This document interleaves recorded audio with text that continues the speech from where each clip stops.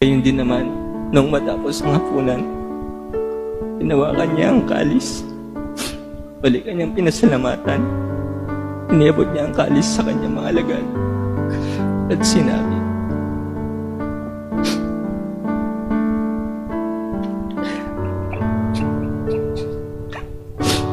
tanggapin ninyong lahat ito at inumin.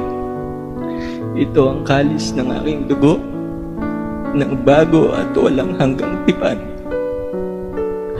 Ang aking dugo na ibubuhos para sa inyo at para sa lahat, sa ikapagpapatawad ng mga kasalanan. Gawin ninyo ito sa pag-alala sa akin.